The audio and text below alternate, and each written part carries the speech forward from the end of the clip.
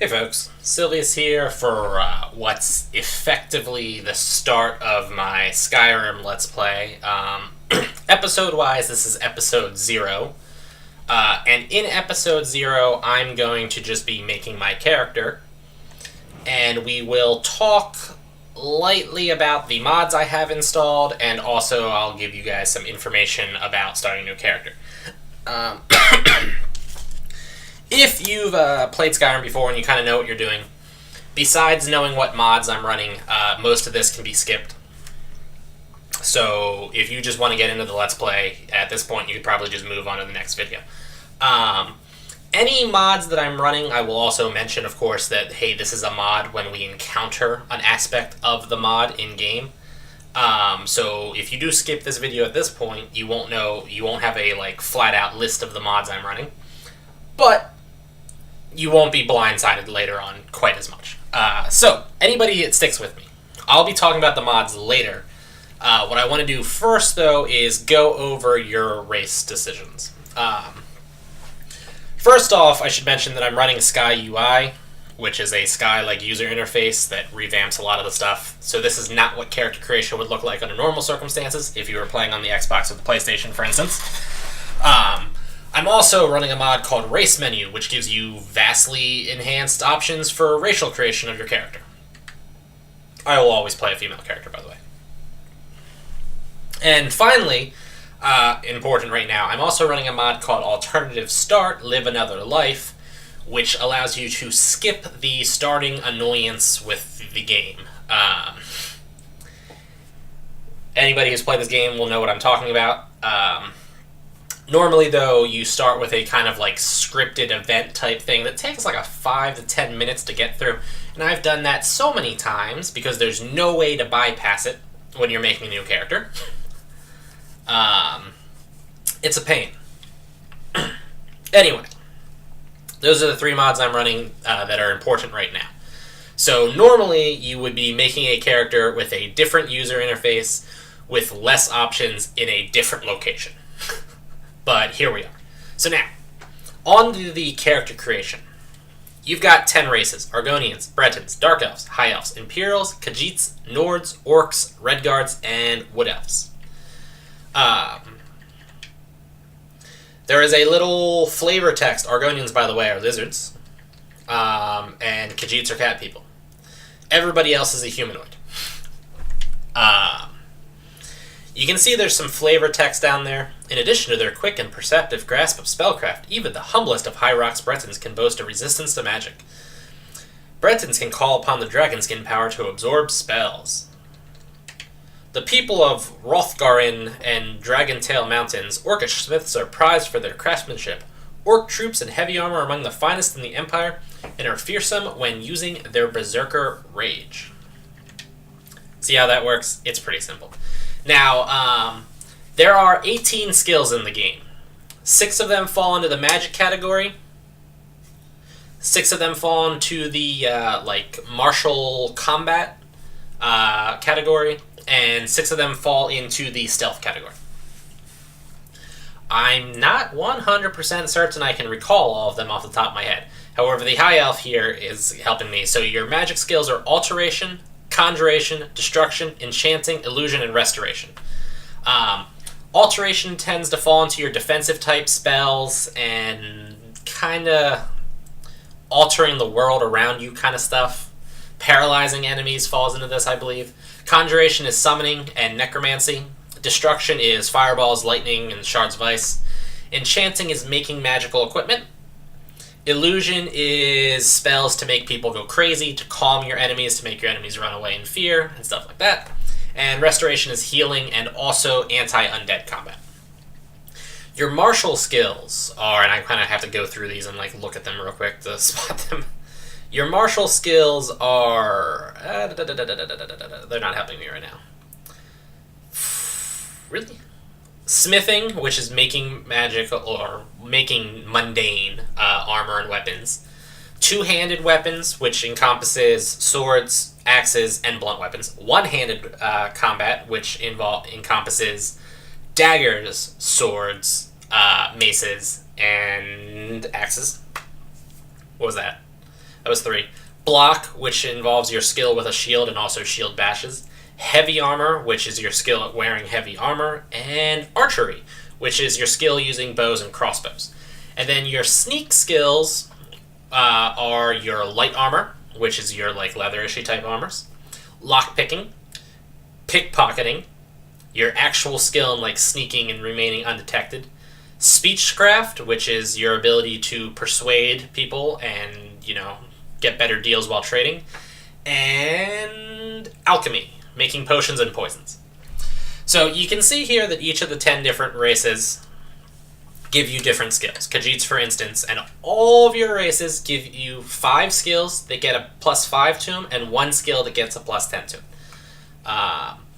So you can see, although I think there is a single exception to that rule. Nope, I could be wrong. Like, Wood Elves, for instance, are one of your more stealthy classes. Races, I should say. They get a bonus to alchemy, light armor, lock picking, pickpocketing, sneak, and then a bigger bonus to archery. High Elves are your premier magic caster class. Alteration, conjuration, destruction, enchanting, illusion, restoration. Bretons also make a good one, although they have some minor changes there. Your combat races are your orcs, block, enchanting, heavy armor, one-handed, smithing, two-handed, and your red guards. Your alteration, archery, block, destruction, one-handed, and smithing. And there's also a little bit of overlap with the Imperials, block, destruction, enchanting, heavy armor, one-handed, restoration, and also your Nords. Block, light armor, one-handed, smithing, speechcraft, two-handed. You'll see that with the one-handed and the two-handed there. Obviously, you're not using a two-handed weapon and a one-handed weapon at the same time, so there's a little bit of overlap that's lost. Likewise, you're not well, you can actually block with a two-handed weapon, I guess I should say. The important thing here is, though, for anybody who isn't incredibly new to the game, all of those bonus skill points are completely irrelevant in the in the big picture. Okay, in the long run, they don't matter. What matters is, and it's not actually shown here, but each of these races have, and now with one exception, each of these races here have a passive ability that's always part of them, and a activated ability that's usually for the most part a once a day activated type thing. So Argonians, for instance, are resistant to disease, I believe. They might also be resistant to poison, I think. And they can also breathe underwater. And then they have a once-a-day ability that greatly increases their health regeneration in combat. Bretons have a 25% resistance to all types of magic, and they have a once-a-day thing that gives them spell absorption 50%. Spell absorption works whenever a spell hits them. The dice is rolled, and if it's a win, the spell is negated, and magic is absorbed from the spell and granted to the character's magic pool, essentially. Dark Elves have a 50% resistance to fire, and they can use a really useless ability once a day. I think it lights them on fire for a very insignificant amount of damage. High Elves, I actually forget what... High Elves start with 50 more magicka. Most races start with 100. High Elves start with 150. And their once-a-day ability is to rapidly regenerate magicka. Imperials find extra gold in loot, and they have an ability that hits all enemies nearby, and for I think it's 60 seconds, those enemies will stop attacking. So it's like a temporary pause combat. Khajiits... Drawn a blank. I know Khajiits deal extra unarmed damage with melee attacks, and they have a multiple use thing that triggers a see in the dark ability. Nords have a 50% resistance to frost and a once a day ability that forces enemies to flee. Orcs are the one that don't have a passive ability. Orcs have no passive ability. Their active ability is called Berserker Rage. Berserker Rage, in fact, it says it down there. And for the duration of that effect, they deal double damage from physical attacks, which includes arrows, and they take half damage from physical attacks. It's actually a very powerful ability. Red Guards have a resistance to... I think they have a resistance to disease, but it might be a resistance to poison. And their ability is called Adrenaline Rush, which rapidly regenerates their stamina. And then Wood Elves are your final guys, and whatever one the Red Guard didn't have, the Wood Elves have. Okay, in fact, actually, it says it right here, now I'm looking at it.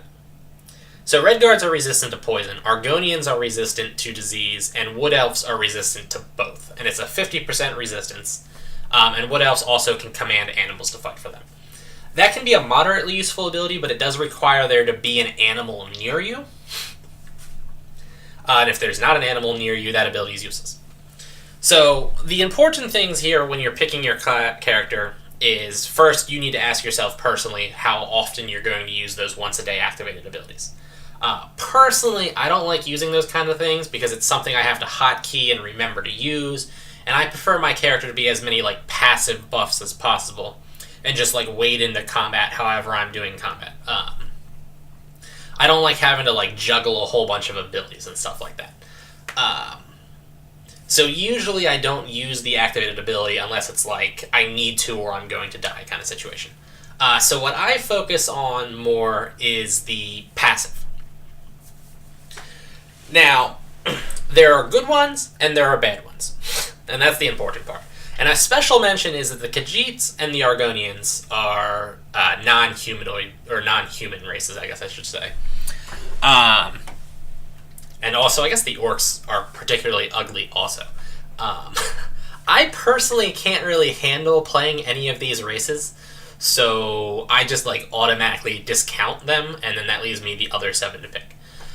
Though, I should mention, though, that your best races, just in general, are in fact the Orc, the Breton, and if you're going to be using magic, the High Elf.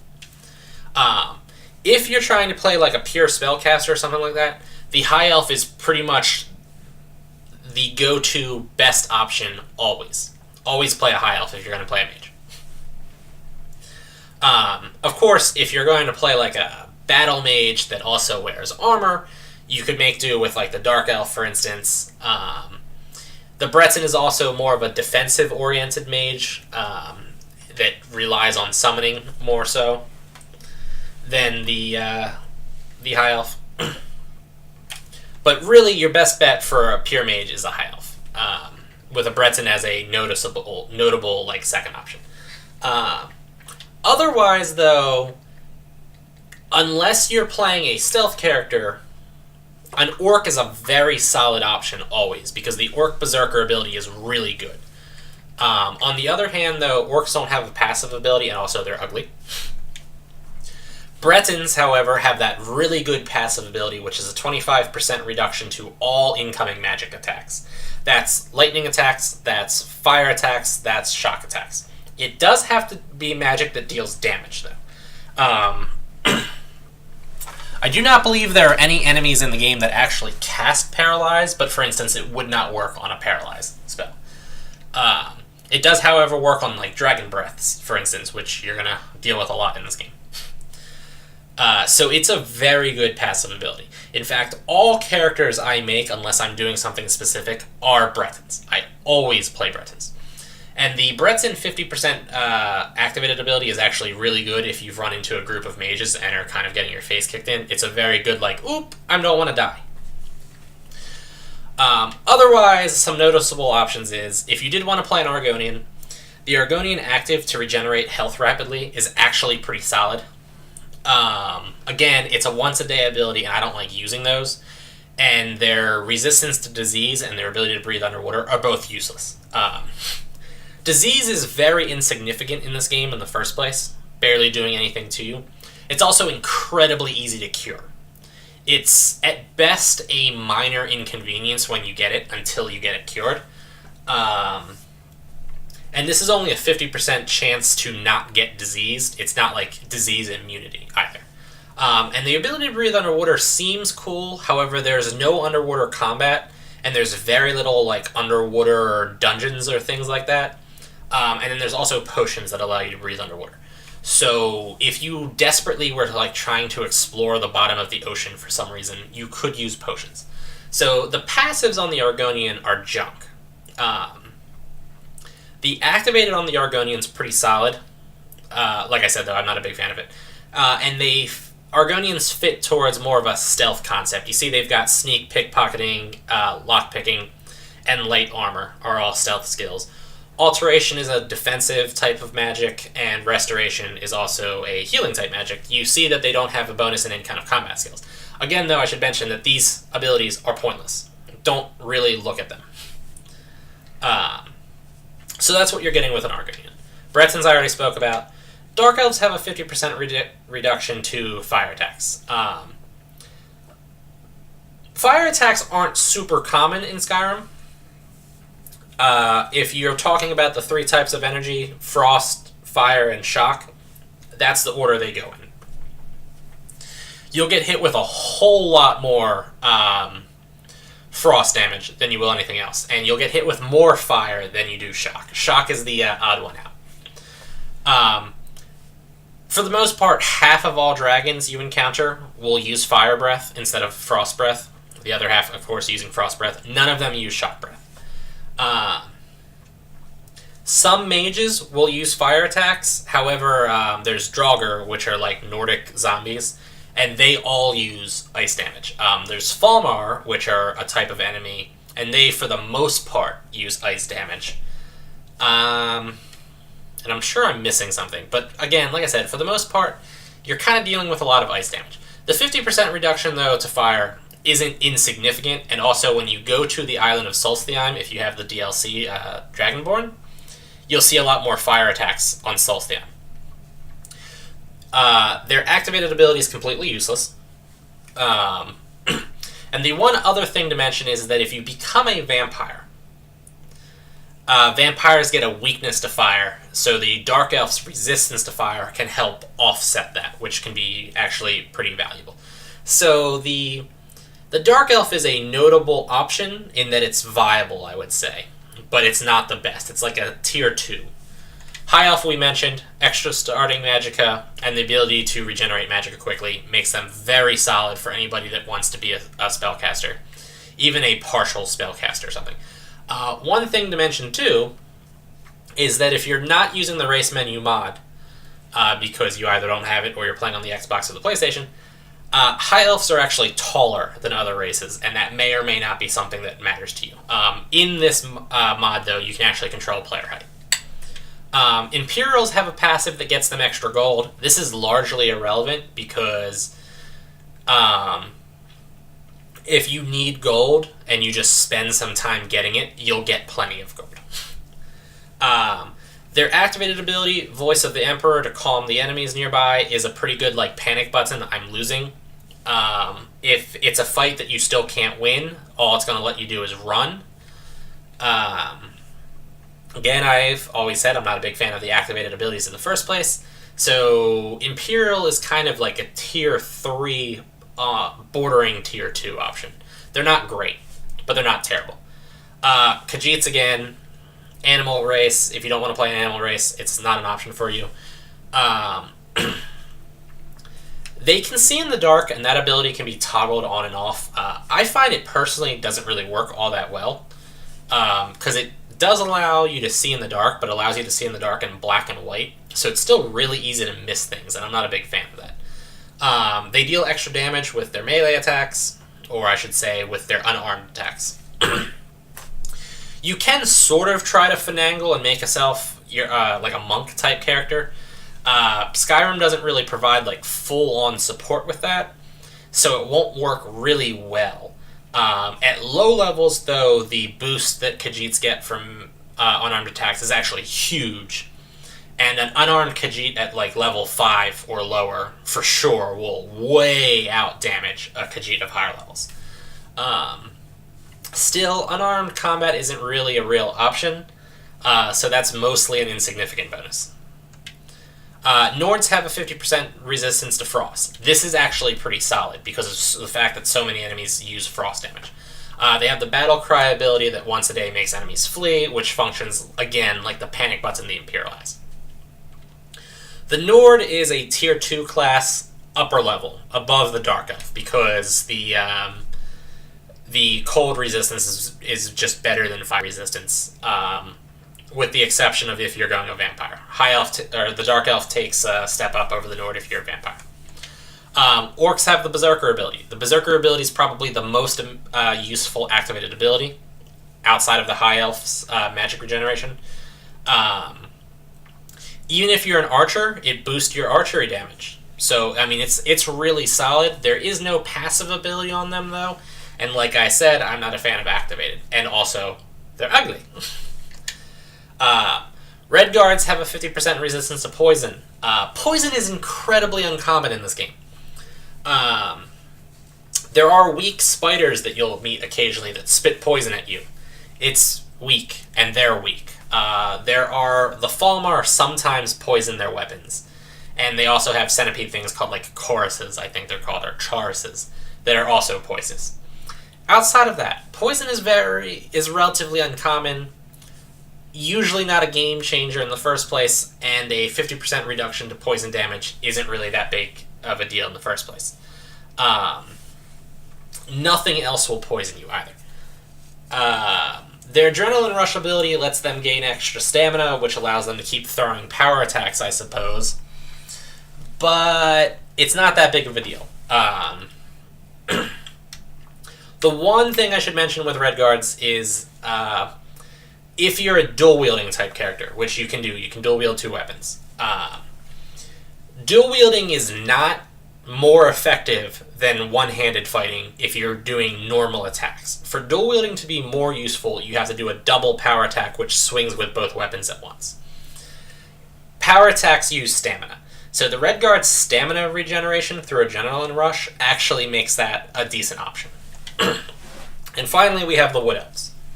The Wood Elves are resistant to both poison and diseases. As I mentioned with the Argonians and the Red Guards, both of those things are pointless. They can command animals to fight for them, which is also relatively pointless. This is one of the worst races to start with, really. The Red Guard and the Wood Elf, and possibly the Khajiit, are all, like, bottom of the barrel. Red Guard is a possible option if you were dual-wielding, but otherwise they're all pretty bad. So your best bet is your Breton, your Orc, and your High Elf, really. If you want to be a humanoid, Breton. If you want to be ugly, Orc. If you want to be an elf, High Elf. Also, if you only care about the visual aesthetics of a High Elf with using the race menu, you can, in fact, give yourself pointy elf ears. Just letting you know. Alright, so now that I've talked about the races, we're going to just kind of make my character. Usually I kind of, for the most part, just keep the default thing.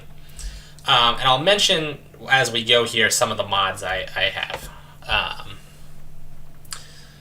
For the most part, though, I mean, this is pretty self-explanatory. You can change your skin color. You can change your weight, which is actually breast size. Go Skyrim. You can make your character dirty. You can put scars on their face. And I want to turn that backlight off. Look, I can have scars. I'm not going to do any of those things. You can put war paint on. You can change the color of your war paint. I'm actually considering leaving that war paint on because I kind of like that one. You have multitude of random things. We can go with ear shape, which should give me... yeah, there we go. Now I can get like various forms of elf ears. And you can increase the elf tip. Make them bigger.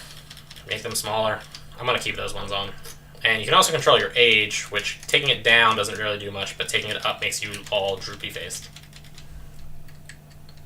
And you've got a multitude of various options here. For the most part, I just kind of go with eyes, and I put like lip coloring on.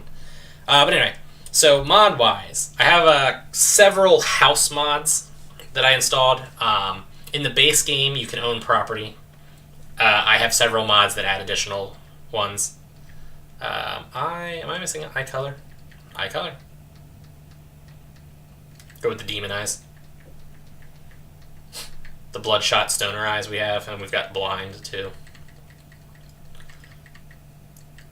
I'm gonna go with the white ones.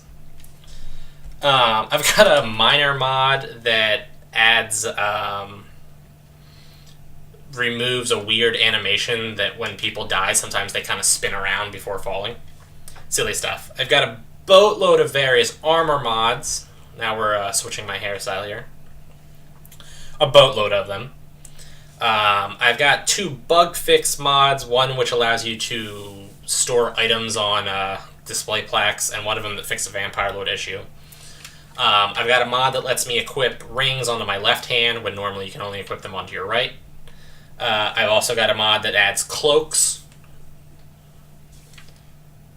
That's particularly terrible here. The alternative life mod, I've got a couple of things. One of them that increases loot from boss chests. I've got another one that gives like in-game achievements that grant you achievement points that you can spend on like minor buffs for your character. I've got another one that lets me relinquish dragon souls for something similar to that, although I've actually never used that one. I've got a mod that adds better like physics effects and ragdoll effects on dead bodies. I've got a mod that makes civilians hide in buildings instead of trying to fight dragons and getting killed, which is nice.